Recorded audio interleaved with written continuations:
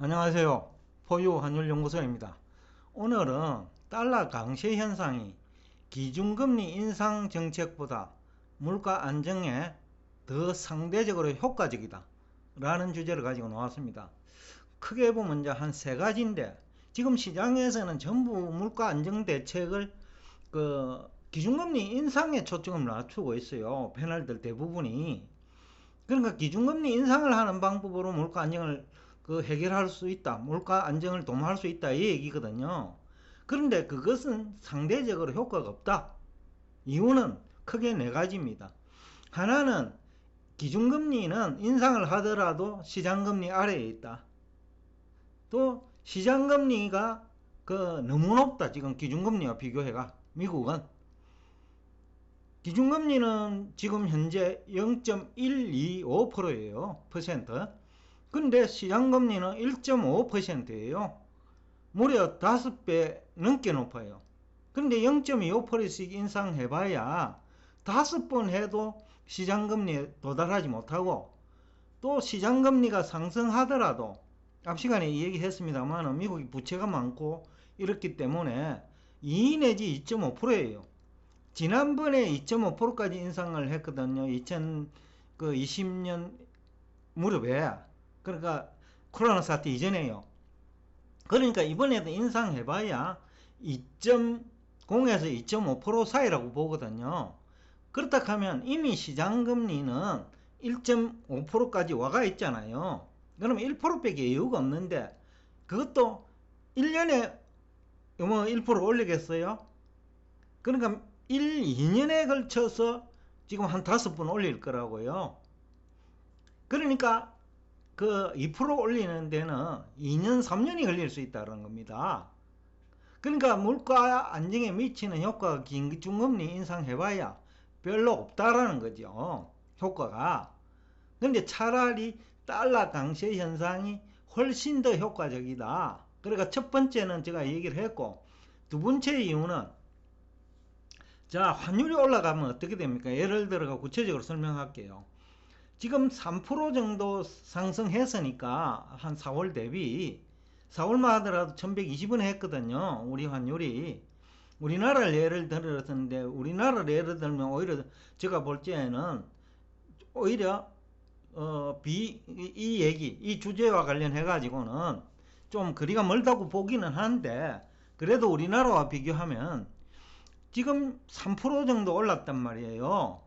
3%가 뭡니까? 20원에서 지금 80원까지 올랐으니 평균을 하더라도 지금 70원, 60원 가까이 되니까 한 2, 3% 나오는 거예요. 근데 기준금리 0.25% 인상하는 것보다는 훨씬 효과적인데, 미국이 1년에 얼마를 수입하느냐 하면요, 미국 GDP의 약 한 12%를 수입합니다. 지난해 기준으로 2조 5천억 달러를 수입했거든요. 그러면 미국 입장은 수입국이고, 그죠? 그럼 수입 물가 하락하는 거예요. 그 다음에 더 큰 거는요, 우리나라를 아까 예를 들었는데, 우리나라는 환율이 한 5% 넘게 연초 대비 올랐잖아요. 그러면 미국 입장에서는 달러라고 수입을 하니까 당연히 너네들 가격대로, 그럼 국내 가격대로 사가가는 거예요. 거기다가 수출 업체한테 너네들 환율 많이 올랐으니 조금 더 할인해다오 라고 얘기합니다. 그럼 미국이 큰 손이니까 하락하지 않을 수 없어요. 하락해 줘야 돼요. 그러면 그것을 또 한 2% 가져가요. 그러니까 한 5% 정도 물가 안정 요인을 가져갈 수 있다는 거죠.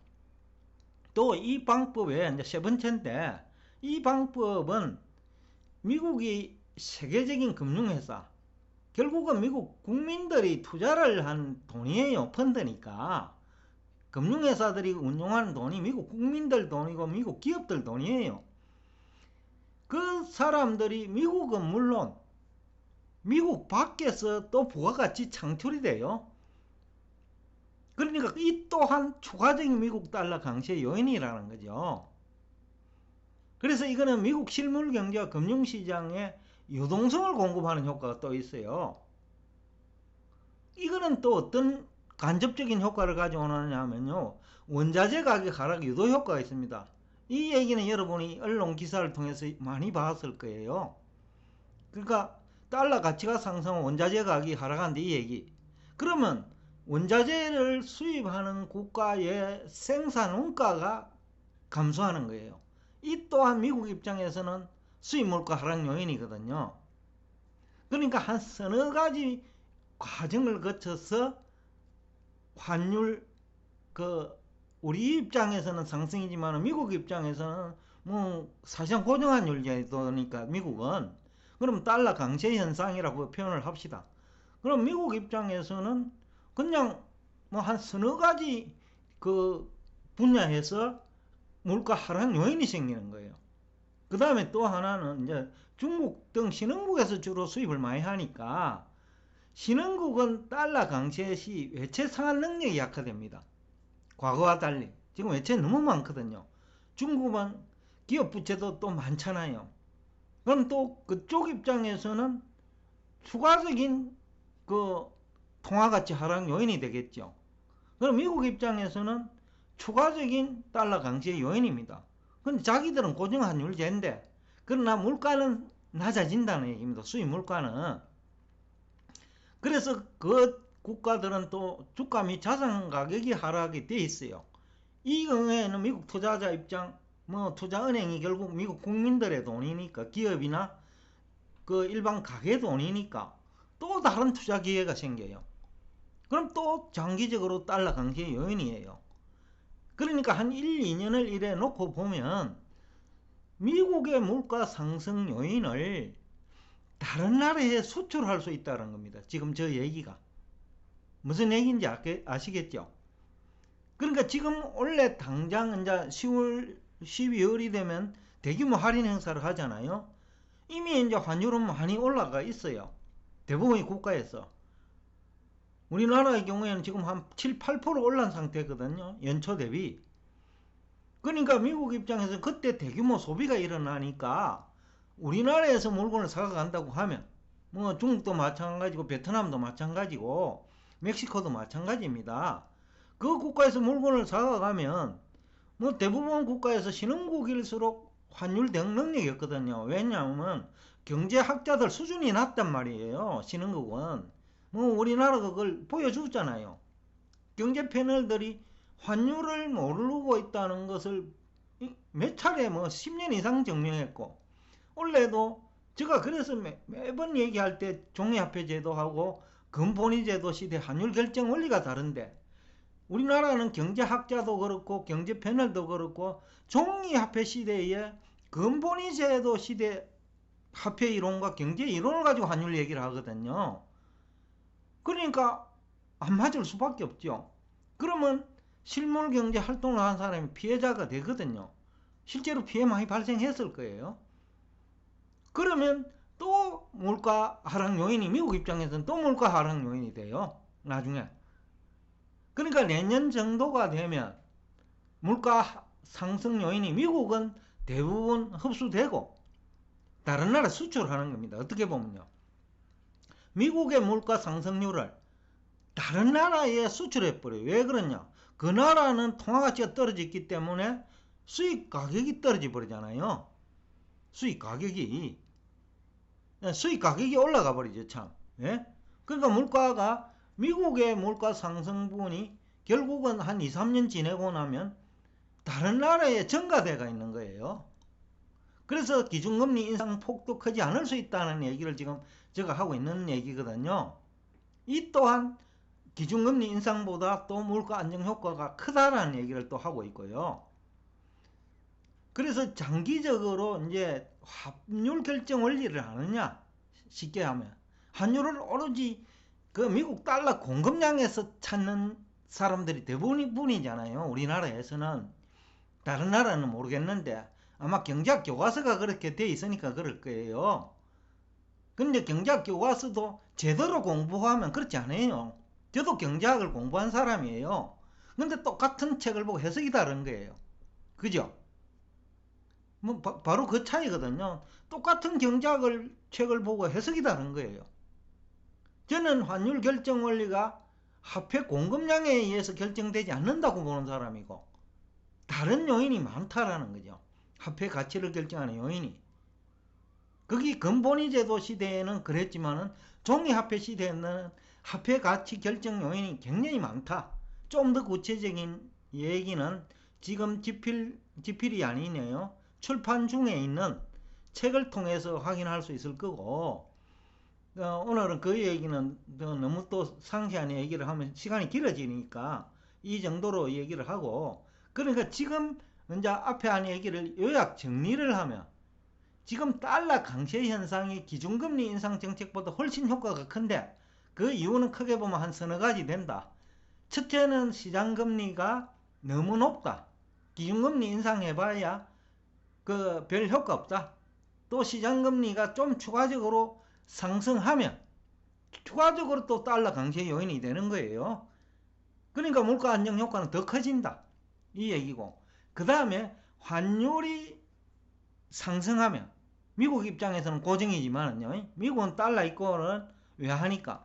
미국 고정 환율이에요. 그런데 다른 나라는 그 미국에 수출을 해야 되니까, 그러면 환율 플러스 더 할인을 요구합니다.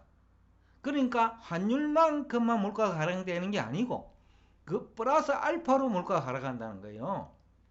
그 다음에 수입 물가가 하락하는 것도 있지만은 그 상품 가격 하락 유도 효과가 있다. 미국 달러 강세가 되면. 그러니까 원자재 가격 하락 효과가 있다. 그러면 신흥국 입장에서는 또 생산 원가가 낮아져요. 생산 원가가 낮아지니까 또 미국 입장에서는 그 더 싼 가격으로 또 구입할 수 있는 거예요. 또 전 세계적인 물가 안정 효과도 있는 거예요. 그러니까 이 네 번째 이게 이제 지금 현실로 이제 나타나는 현상이니까, 지금 중국을 비롯해서 신흥국은 외채가 너무 많단 말이에요. 흥다그룹은 지금 외채 상환을 못하고 있잖아요. 근데 이것은 중국 정부가 지금 달러가 부족하다는 얘기밖에 안 되거든요. 정상적인 국가라면 외채부터 먼저 상환해야 돼요. 신용도 떨어지니까. 그렇죠? 수출을 많이 하는 국가에서 외채를 상환 못하면 신용도 떨어지잖아요.